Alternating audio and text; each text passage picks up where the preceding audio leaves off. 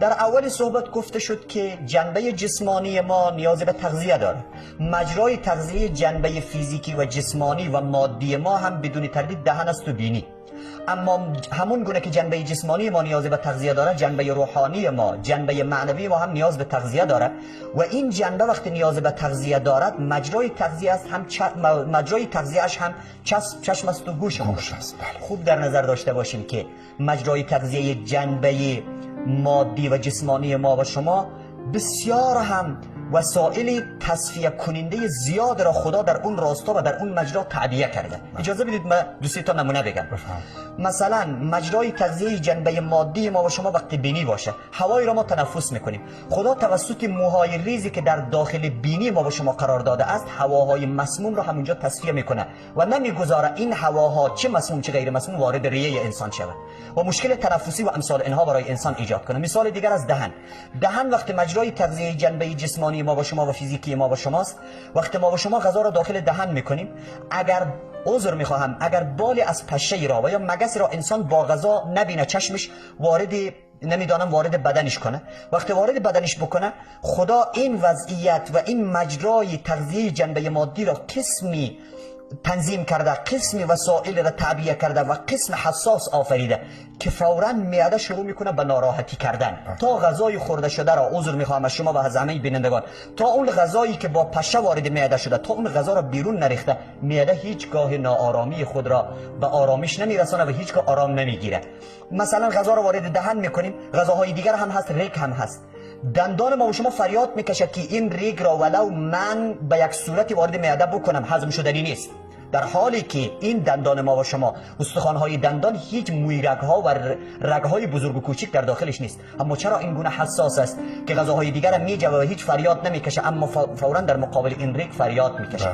مجراهای تغذیه جنبه مادی ما و شما این حساسیت ها را داره، اما مواظب باشیم که چشم و گوش ما و شما این حساسیت ها را نداره و این وسایل تصفیه کن در اونجا نیست. خود ما باید با تدبر خود، با عقلانیت خود، با درایت خود، با دقت خود، با توجه خود، با التزام و پایبندی به دستورات دینی. شما شاید بپرسید بگید موهای کوچکی که در داخل بینی هست هواهای مسموم را تصفیه میکنه، نمیدانم معده قسم تصفیه شده، قسم تعبیه شده معده و قسم درست شده که میتونه غذاهای مسموم را با ناراحتی دوباره از طریق دهن بیرون بریزه. اون وقتی وسایل تصفیه و مجرای تغذیه جنبه جسمانی با این تصفیه ها همراه است، با این وسایل تصفیه، اما جنبه تغذیه جنبه روحانی و جنبه معنوی ما توسط چی تصفیه میشه؟ میگیم چیزی وسایل تصفیه کنی هیچ چیزی وجود نداره جز دستورات دینی، جز دستورات دینی و شرعی. دستورات دینی و شرعی بسیار قشنگ و درست آمده است برای ما و شما، وسائلی را و موارد را تعریف کرده است که این موارد را نگاه کنید، این موارد را بشنوید. این موارد را وقتی نگاه کردید، حتی در سیره امامان معصوم علیهم السلام داریم که امام معصوم می آمد کنار امام معصوم دیگر یا کنار فرد دیگر، مثلا امام حسن مجتبی کنار حضرت علی، حضرت علی کنار پیغمبر می نشست که یا رسول الله اعظنی، مرا موعظه کن، مرا نصیحت کن. خیلی ها پرسیدن تو نیاز به موعظه داری؟ حضرت علی علیه السلام فرمود این گوش قسمی است که وقتی خیلی از موارد این گوش انسان نیاز به موعظه داره، این مجرا خیلی از موارد نیاز به موعظه داره. حرفایی که در انسانیت ما، در شرافت و کرامت ما تاثیرگذار باشه باید گفته شود و ما باید اون موارد را بشنویم. و از لحاظ دیدن شما در قرآن عظیم الشأن موارد فراوان دارید که میفرماید و الی الابل کیف خلقت، به شتور نگاه نمیکنید. از نگاه کردن به شتور و کوهان شتور و اینکه این حیوان عجب جامع المنافع است، هیچ عضو بدنی اون مضر نیست و همه اش می شود استفاده کرد از پشم و شیر و امثال اینها، چرا به اون نگاه نمی کنید تا به من خدا برسید؟ اون را من خلق کردم، از دیدن این مخلوق من به من خدا میرسید و در راستای رساندن شما و نزدیک کردن شما به من خدا و رساندن شما و پی بردن شما به قدرت من خدا تاثیرگذار است. الی الابل کیف خلقت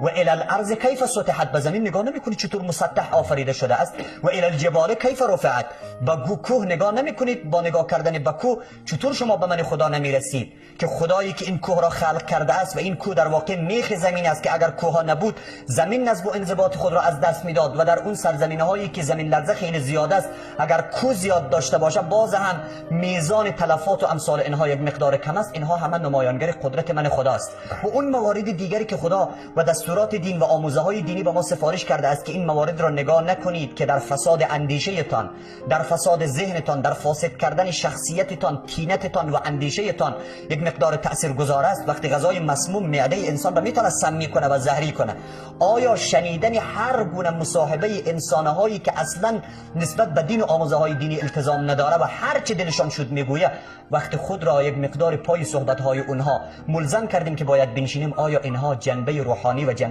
جنبه معنوی اندیشه و ذهن ما را یک مقدار دوچار زهر و سم و امثال اینها نخواهد کرد؟ در واقع مهم میشه که خیلی تعبیر قشنگی است که وقتی میگیم این کنترل از دست ما رها شود، در واقع زندگی خود ما و جامعه‌ای که در او زیست میکنیم زهراگین میکنه. و اگر حالا این تعبیر خیلی مناسب است که در جایی که زهر باشه در واقع آسیب جدی هم به همراه هست. بدون تردید ما مطالب زهراگینی را که